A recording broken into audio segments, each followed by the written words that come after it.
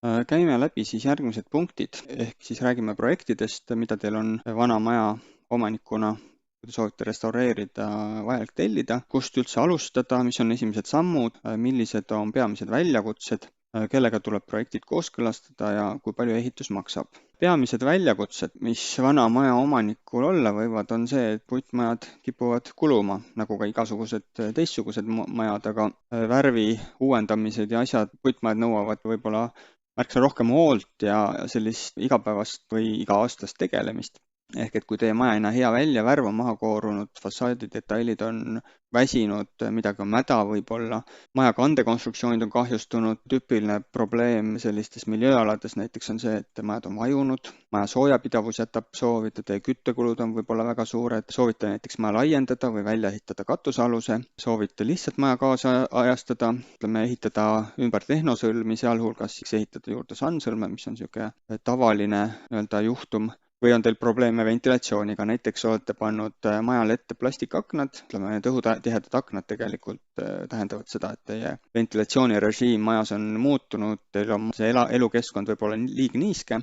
Nii, räägime siis sellest, kuidas ja millal on üldse projekteerimine vajalik, et kõigepealt siis sellest, millal projekti vaja ei ole. Et kui te lihtsalt maja hooldustöid teostatakse, ei muuda midagi, siis üldiselt projekti vaja ei ole. Kui maja remondite, vahetate oma aja ära elanud katuse või välisviimstluskihi, seejuures maja ilmet muutmata, siis üldreeglina projekti vaja ei ole. Küll peab tähele panema seda, et miljööalal ja siis muinsuskaitsealal ikkagi päris ilma loata tegevusi teha ei tohi, et siis tuleb luua või tekitada selline tegevuskava, mis tuleb omavalitsusega siis ja muinsuskaitseametiga kooskõlastada. Ütleme, et me ei muuda hoone konstruktsioone. See on niisugune üldprintsiip, et kui kandekonstruktsioone ei muuda, et siis pigem ei ole projekte vaja, aga ütleme, see sõltub natukene sellistest detailidest. Kui hoone seintesse katusele lisakiht ei lisa, see on samamoodi üks eeldus, et tõenäoliselt projekti vaja ei ole üsna suur. Ja kui te ehitate näiteks lihtsalt katmata terrassi, siis selleks ehitusluba tingimata vaja ei ole.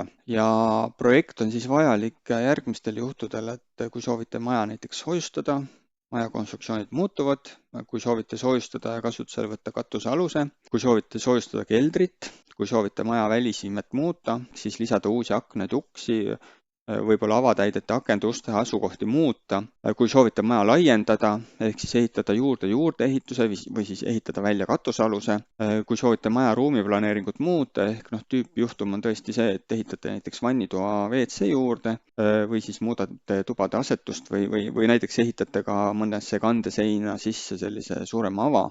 Või kui siis soovite tõesti tehnosüsteemi uuendada, et toote vee, kanali, elektrimajja sisse või muudate nende ja kaasajastate neid. Üks oluline aspekt, millega peab arvestama vana maja renoveerimisel, on siis asukoht tegelikult, ehk et erinev asukoht nõuab erinevat lähenemist ja erinevat tähelepanuastet. Rääkides siis tavalisest puitmajast, olgu ta siis rõhtpalk, püstpalk või sõrestikkonstruktsioonis maja, kuskil ütleme mittekaitsealuses linnapiirkonnas või siis kuskil maapiirkonnas, siis on meil üks reglement, tegevused on natuke lihtsamad, aga kui me räägime miljööväärtuslikul alal olevast majast, miljööalad on siis kohaliku omavalitsuse kehtestatud sellised kaitsealused piirkonnad, kus on erinõuded, või siis on teil muinsuskaitse all asuv hoone, mis on siis vabariikliku riigikaitse all olev hoone. Muinsuskaitsealad on siis näiteks tüüpiliselt Tallinna vanalinn, Tartu vanalinn, Pärnu vanalinn, et seal on sellised terviklikud alad kaitse alla võetud. Või siis on teil niisugune muinsuskaitsealune üksikobjekt, mis ei pruugi tingimata asuda miljöö- või muinsuskaitsealal, võib ka seal asuda, aga ütleme, et kõrval olevad hooned ei ole kaitse all, aga teie hoone näiteks on kaitse all. Nii, kuidas siis teha kindlaks, kas teie maja on kaitse all? Et kui tal on natuke aega, 1-2 päeva, siis kõige mõistlikum on pöörduda kohaliku omavalitsuse poole, kas linnaarhitekti, vallaarhitekti või siis ehitusnõuniku poole. Kindlasti tasub rääkida, kui teil on just kahtlus, et teie maja on kaitse all, siis tasub rääkida muinsuskaitseameti maakonnanõunikuga. Suuremates linnades on muinsuskaitse funktsioon üle võetud kohaliku omavalitsuse poolt ja sealt juba kohaliku omavalitsuse arhitekti ehitusnõunikuga rääkides saate üldiselt ühendust ka selle muinsuskaitse eksperdiga. Kui teil on kahtlus, et teie maja on kaitsealune, siis tasub vaadata korraks kultuurimälestiste riiklikusse registrisse, register muina.ee ja sealt siis lööte oma aadressi sisse, näete, et kas teie maja on nii-öelda seal listis või mitte. Ja on olemas niisugune päris tore Maa-ameti kaardirakendus. Riigi kaitse all olevad majad on sinna ilusti peale kantud ja samuti ka need kaitsealused piirkonnad. Rääkides kohaliku omavalitsuse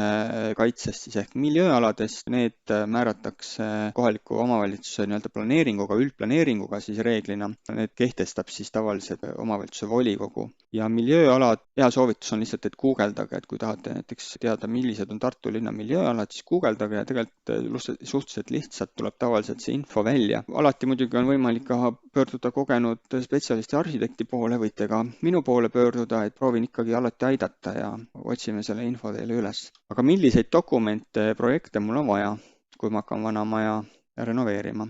Ehk et esimene asi, mis tuleks kindlasti võtta, on projekteerimistingimused. Kui teil on kaitsealune maja, siis projekteerimistingimuste menetledes saate sellest teadlikuks, siis on vajalikud ka muinsuskaitse eritingimused. Muinsuskaitse eritingimused teeb siis Muinsuskaitseamet või siis suurtemates linnades nii-öelda linna juures olev Muinsuskaitseameti sektsioon, siis kindlasti on teil vaja kõigepealt rääkida läbi arhitektiga, otsida kogenud projekteerija, saate nii-öelda eelprojekti, põhiprojekti siis ära teha. Eelprojekti järgi antakse siis ehitusluba tavaliselt linna sellistes piirkondades, kus majad ei ole kaitse all, aga kui teil on kaitsealune maja, siis muinsuskaitsealune objekt, siis kindlasti on vajalik põhiprojekt ehitusloa saamiseks. Mis vahe on eelprojektil põhiprojektil?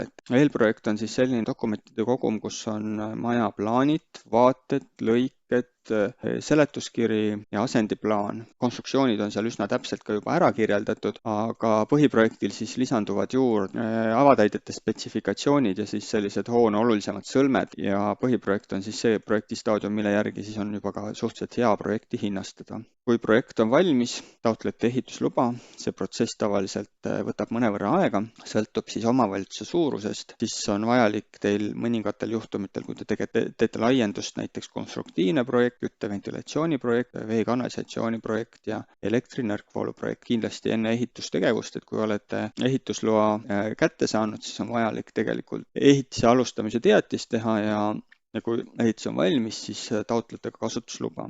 Aga tihti on küsitud mult, et mille alusel ehitust eelarvestatakse. Ehitusluba saadakse üldiselt eelprojekti põhjal, kaitsealuses piirkonnas põhiprojekti staadiumi põhjal ja eelarvestamine tehaksegi siis põhiprojekti staadiumis.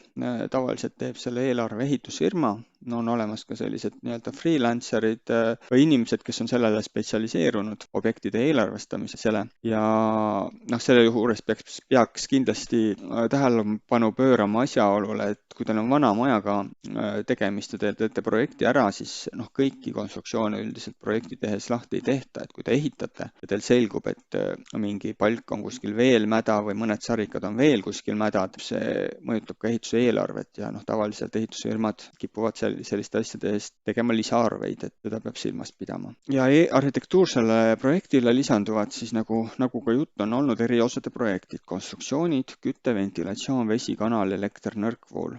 Nii, kui teil tekib mõte oma maja restaureerida, renoveerida, siis millise ajakuluga tuleb arvestada? See sõltub päris palju kohalikust omavalitsusest, eeskätt sellest, kui palju on kohalikus omavalitsuses ametnikke, kes seda projekti läbi vaatavad. Tallinnas võib minna ehitusloa väljastamiseni kuni aasta, et eeldus siis, et projekteerimise aeg on näiteks 2, 3, 4 kuud ja ülejäänud aeg siis kulub selle ehitusloa taotlemiseks ja menetlemiseks. Vahel saab ka natuke lühema ajaga hakkama. Tartus ja teistes linnades, ka Tallinna lähivaldades 6 kuud kuni aasta. On ka erandeid, kui ise teete selle esimese osa, projekteerimise osa koos arhitektiga väga kiiresti ära, siis võib see protsess olla ka oluliselt lühem, aga ütleme alla 4 kuu ei julgeks siin väga lubada. Ja ülejäänud valdades siis võiks see protsess aega võtta 3 kuni 6 kuud. Ehituslubade taotlemine on oluliselt lihtsustatud ja lihtsam. Ja võib minna ka kauem aega, kui näiteks projekteerijal on järjekord või te ise projekteerimisprotsessis vajate rohkem aega lahenduste läbimõtlemiseks, tahate konsulteerida rohkem arhitektiga, et siis paratamatult läheb ka aega rohkem. Kui plaanite vanamaja restaureerimist, renoveerimist ja soovite oma projektile pakkumist, siis võite julgelt meie poole pöörduda, et võtke julgelt ühendust.